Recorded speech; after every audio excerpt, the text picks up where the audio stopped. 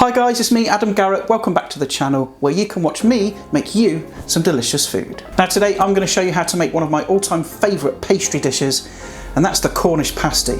Oh, steady on there fella. Okay, I realise, there's probably a lot of Cornish people out there thinking, if you mess this up, you're going to be for it. But don't worry, I'm not going to mess this up, okay? I'm going to pay humble homage to that wonderful Cornish pastry treat. Now the Cornish pasty has a deep and rich history, and the story goes is that Cornish tin miners would have this pasty. The pastry itself was like a lunchbox, it was a vessel to carry all the meat and veg, and also that crimp, that big thick dense sort of crimp that you get on the edge of a Cornish pasty. It was said that originally that was like a handle, so they could just hold it like that, eat the pasty, and then you're left with that thick crust, and they would throw that away. And the reason is because being a tin miner, there's lots of sort of chemicals like arsenic that would get on their hands, so that acted as a handle, so they didn't eat that bit, they would just chuck it away. But the modern day Cornish pasty is slightly different in the sense that the pastry is much more edible and actually quite nice. Well, really nice. Right, so that's enough talking, let's get on with it. The first thing we need to do is make the pastry.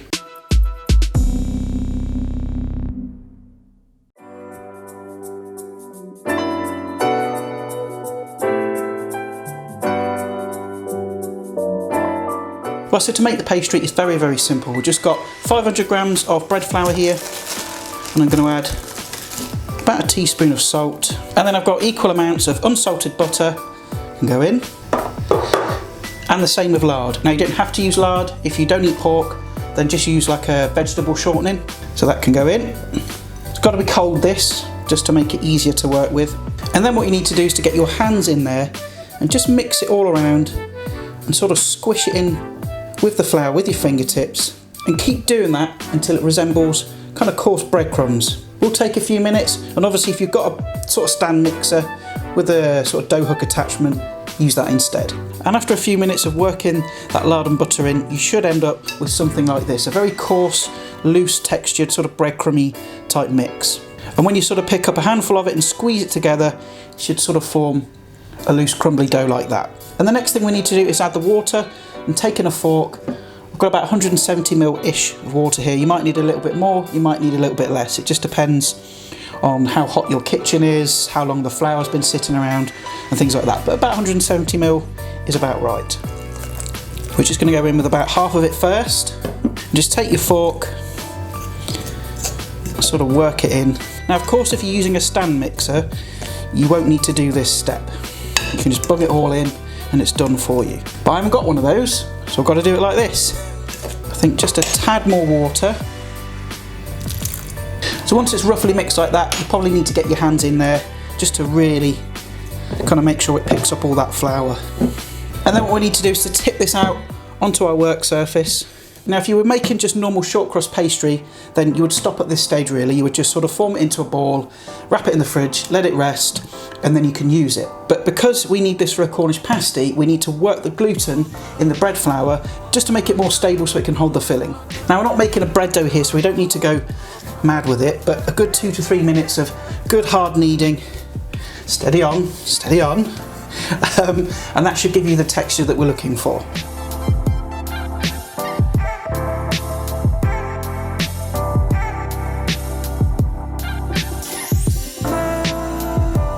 Right, so that's the dough finished. You can see it's lovely and smooth. I've just formed it into a ball. Now we can't use this now, okay? You need to chill it down, because if you try and roll this out now, it's going to be a hell of a game to work with. So I'm going to wrap this up in cling film, pop it in the fridge, and chill it for at least an hour.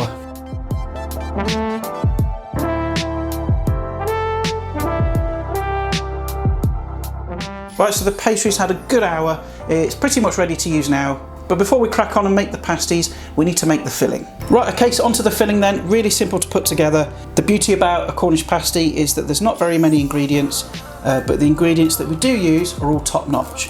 So we've got some potatoes here, we've got some swede, or as the Cornish call it, a turnip.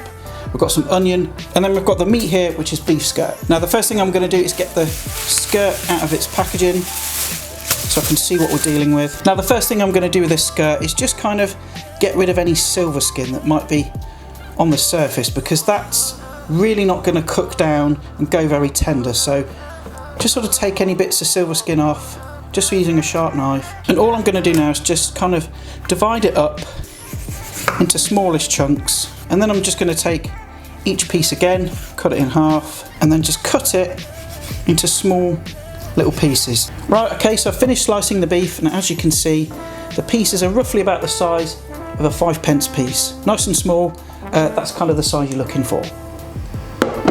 Right, onto the veggies. So what I've got here are the vegetables that you should use in a Cornish pasty. You can't call it a Cornish pasty if you chuck all sorts of other stuff in it. So no peas, no carrots, or anything else. Now the sort of potato I'm using is a Charlotte, but really you can use any potato you like as long as it's firm or waxy. You don't want something like a King Edward that's just going to turn to mush. It needs to be robust. So I'm going to get all these veggies chopped up, and then we can move on to the next step. Right, okay, so I've diced up my veg. As you can see, they're all roughly the same sort of size, nice small chunks. You can also slice it. I've seen that done plenty of times. There's no right or wrong, it's just personal preference. And what we need to do now is to season the beef and the veg. Now I'm using 2 kinds of pepper.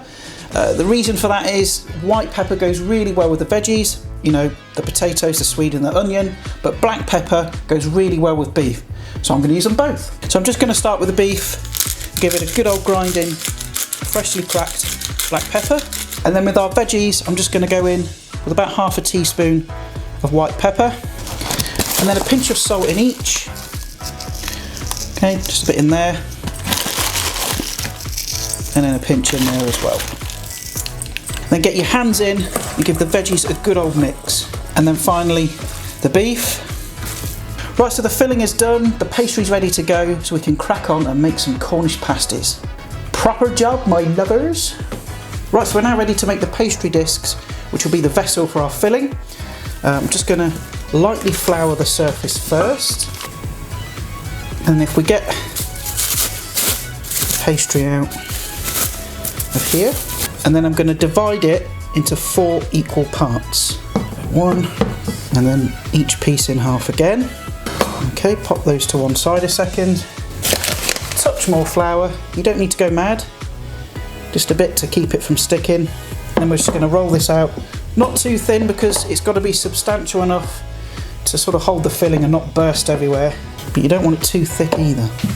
And once you've rolled it out into a roughish circle, we need a template to kind of cut round. Now I'm using a 23cm inside part of a cake tin. You can use a dinner plate. But really it kind of depends on how big you want your pasty. But I think this is a decent size. Just going to pop that on there. And then using a knife, just cut round.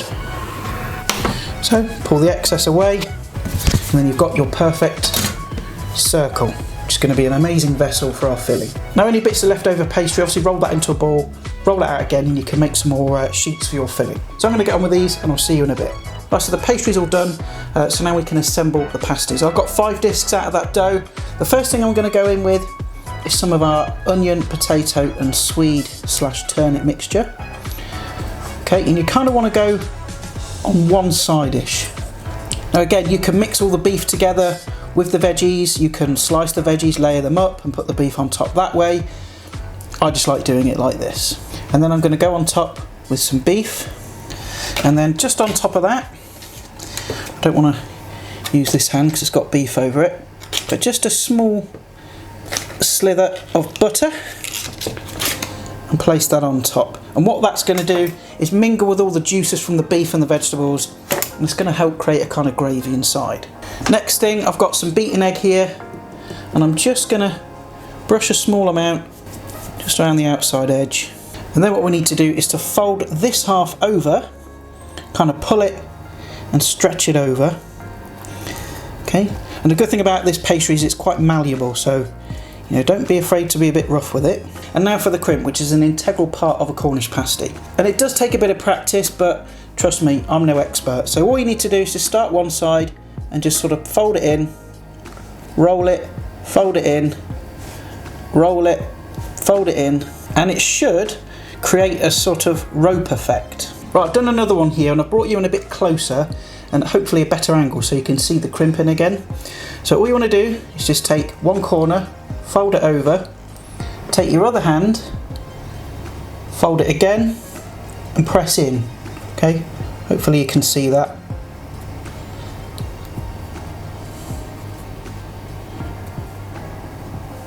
So you're kind of using this finger as a stopper. And it should kind of resemble a rope effect. I'm no expert, but that's kind of like the idea you're looking for. Right, so our pasties are now done. We've got one final step before they need to go in the oven. Now what I did do is I did put them back in the fridge just to kind of firm up that pastry a bit whilst I cleaned up, washed up, all that kind of stuff. So now what we need to do is to give these a good egg wash, okay? And be really sort of careful with it, making sure that you get the whole pasty covered. Okay, so once you've applied the egg wash, what we're going to do now is just take a chopstick and just pop a small hole in the top. And this is just going to allow some of that steam to escape to stop them bursting. And once you've done that, they're ready to go in the oven.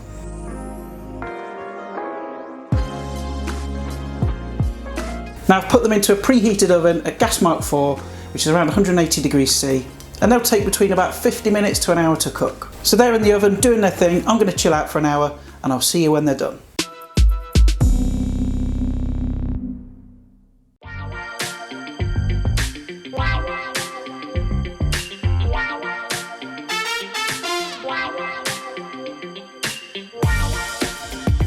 Right, so they've had an hour in the oven, I've taken them out, I've put them on a wire rack.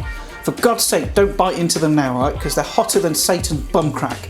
Right, they'll scald your mouth. So I'm going to give these about 10 minutes to cool down slightly before we taste one.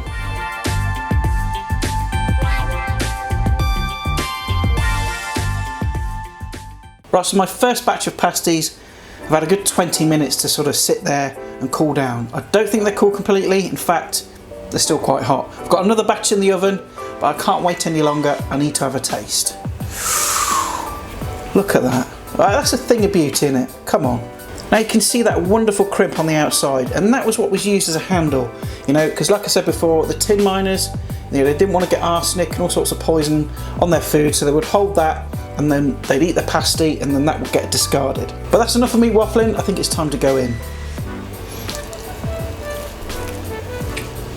That is heaven. I don't know if you can see there, but I'll bring you in a bit closer. That filling in there, all that meat, the potato, the swede as well. I mean, it's incredible. Just how few ingredients can produce something so tasty. You don't need anything else. You don't need to add any herbs, extra spices, extra veg, you know? It's perfect as it is. That pastry is just so lovely and crumbly, but it also holds it all together. The meat is cooked through, it's really tender and juicy, but it's got a slight bit of resistance there, you know, so it's not completely cooked that it kind of disappears through the whole pasty. You know you're having meat. So there we have it, that's my Cornish pasty recipe. Very simple to do, but you do have to follow a set of rules. You can't just chuck anything you like in it. Now as usual, if you want all the quantities of the ingredients, they'll be in the description below. Now if you like this video, then please stick a like down below, leave a comment, let me know what you think of this recipe, and share this video far and wide across your social media platforms. And of course, if you stick around at the end, there'll be some links to some other videos, and also my face will be on there if you want to subscribe. And I'll see your lovely faces next time for more tasty fun and frolics, and bye for now. Whew. Thank God for that. I can't wait to get this in my face. I'm gonna have 2 of them.